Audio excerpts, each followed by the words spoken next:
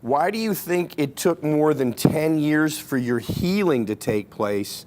Why don't we always receive a healing when we pray or a financial breakthrough when we sow? Wow, that is a good question. So let's start with why don't we always receive a healing when we pray or a financial breakthrough?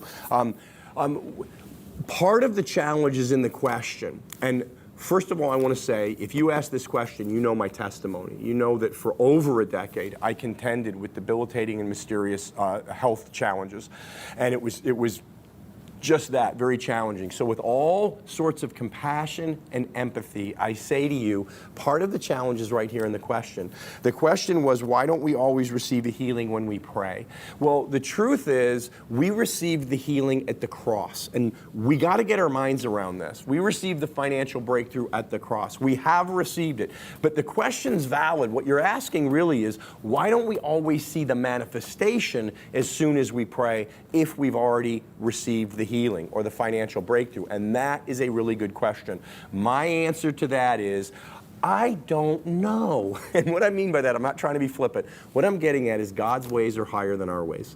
God's ways are beyond. Oftentimes when we want God to do something that our eye hasn't seen, that our ear hasn't heard, that hasn't entered into our imagination, means He's not only going to do something, but He's going to go about doing it in ways that are beyond our ability to comprehend. That can be very challenging, but if we shift our perspective to understanding the mystery, the glorious mystery of it all, we can learn to find some rest in the midst of the challenge. And this was a process for me in my challenges with healing. Like, I believe, I'll say specifically for me, to answer your first question, why do you think it took more than 10 years for your healing to take place? I believe it's because God was up to something bigger than only manifesting my healing. I believe God was blessing me with a battle bigger than I expected, because there were spoils coming forth that were greater than I ever imagined. I mean, what I mean by that is, when we're blessed with these big battles, God is using us powerfully. God does not author sickness. He does not author lack. But sometimes He will allow it because of needing a champion in the earth to help establish a realm of something. Like for me, when I pressed into God early on, I said, God, give me a promise to stand on. He said, there will be no sickness in your midst. And I assumed He meant in my body, with the organs, the glands that were shutting down, the mysterious symptoms that were happening. What I came to find along the way is I was not only contending for the full manifestation of no sickness in this midst, I was contending for a manifestation of no sickness in my midst anywhere I go. And see, the substance of our faith is what establishes what we already have in the eternal realm here in the temporal realm. To tie back into another question, I believe one of the main ways we operate as His dominion stewards in the earth is we have become the overlap of heaven into the earth. So God will often bless champions in the earth with big battles, because we're going to take great amounts of territory. And the substance of our faith, and I did not walk it out anywhere near perfectly. If you know me, if you've read my book, Winning the Battle, you know I didn't walk it out perfectly, but God doesn't ask us to be perfect. He came as the perfect one on our behalf, so we're restored to relationship, and we're once again operating as dominion stewards in the earth.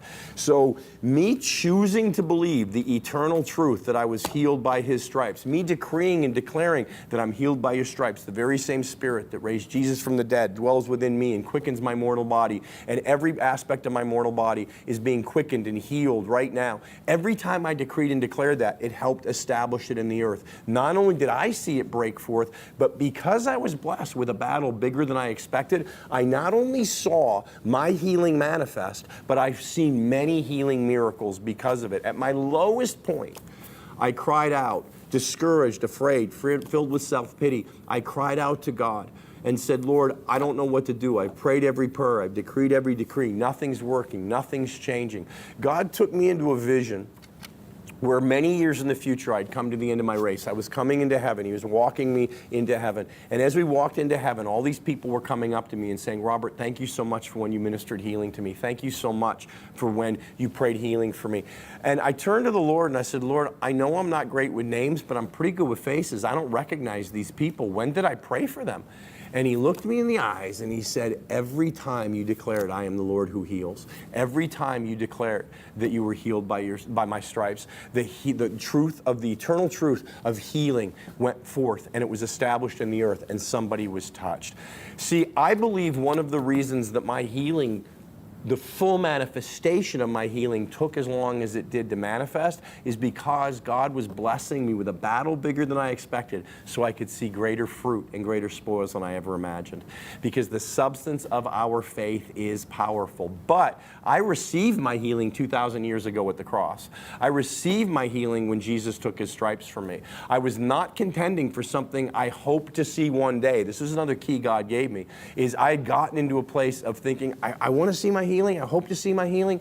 And the Lord spoke to my heart and said, you're not contending for something you hope to see one day. You're contending for a greater manifestation of what you know is already ours. And once I knew it was mine, that shifted everything. I got almost ornery about it. And then back into that place of faith, and the substance of my faith was establishing that truth to manifest fully in my life, not only for me, but for a realm of others to step into, and for a wave of healing to be released through me and other champions that were believing eternal truth over temporary circumstances. So that's my thoughts on it. Don't build a theology around that. The truth is God's ways are higher than my ways, and I don't always understand what he's doing. But the other key I'll give you in these battles is when I don't know what God is doing, I double down on what God is like. And there were many times I'd be honest with God and say, God, I don't understand what's going on. I don't like what's going on, but I'm not going to focus on what my understanding of what you are or aren't doing. I'm going to focus on what I know you're like, and I know you're good, and I know you're loving, and I know you're the healer, and I know you did this for me. And I would get into a place of praise and thanksgiving, and that would lift all the heaviness off of me, and then I'd be able to get back into that place of faith and believing that I would see that full manifestation because I had been given it. So when you don't understand what God is doing, I believe it's great to double down on focusing on what he's like. Okay.